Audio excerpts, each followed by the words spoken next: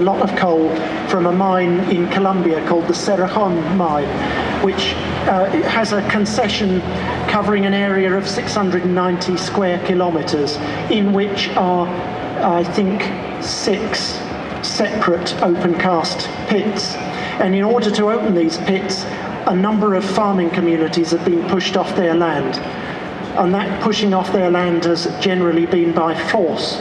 Where it hasn't been by force, it's been through persuading them to accept relocation arrangements which were entirely inadequate, and people have been left without livelihoods or without adequate livelihoods, and some of the older people who've been moved to new semi-urban communities have died of broken hearts, we are told.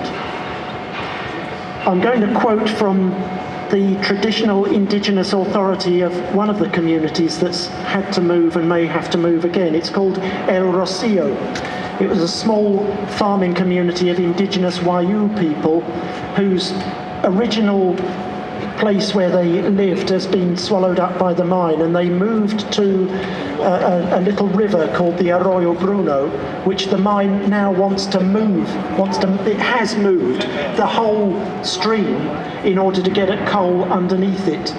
And just upstream from where they've diverted it, the people of El Rocio have been living for a good number of years now, and now the mining company wants to evict them as well.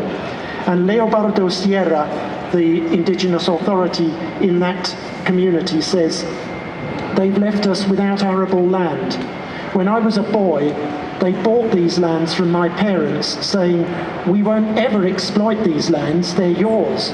You'll live here with your family. We simply want to protect this area so that we don't have others coming in.' But those others were them. A year later they came back and told us to get out. And now they're telling them to get out of the place that they moved to."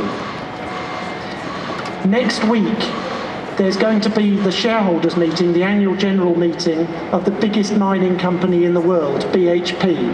It is one of the 3 London-listed mining companies that owns the Cerrejón mine.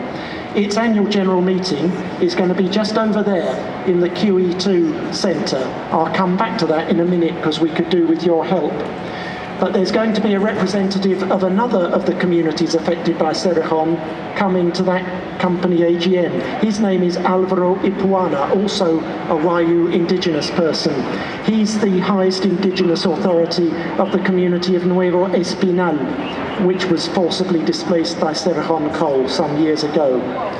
He says, "I want to take the voice of the Wayuu communities who have suffered damage from mining development to the BHP AGM. These communities have suffered environmental effects in our water and on our food security.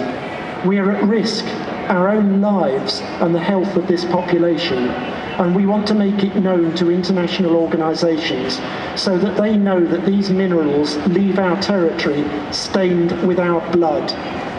And the blood that he's speaking of is partly the suffering of the people who've been forced off their land and have lost livelihood, or whose communities have been scattered to the 4 winds. But it's also because of an increasing number of death threats against them, just as with the people in Cusbas that Karima was talking about. Our friends in La Guajira have been suffering a massive upsurge in death threats recently because the president of Cerrejón Coal, Guillermo Fonseca, publicly blamed a number of communities for retarding expansion of the mine through legal actions. So people who've felt that their jobs were going to be at risk have threatened the people who are standing up against the mining company. And that's on top of the death threats they were already getting from right-wing paramilitaries who object in principle to anyone standing up against a multinational company.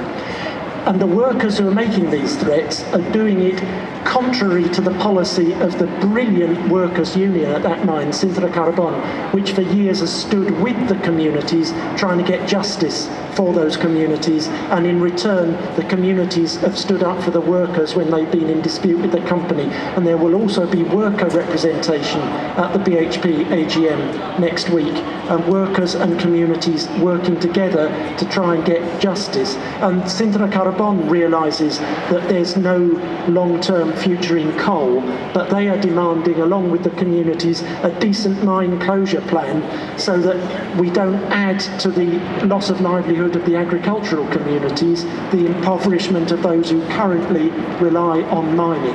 There has to be a just transition. What you could do next week to help, if you're free, that AGM takes place in that building, the QE2 Centre, at 11 a.m. on Thursday the 17th of October.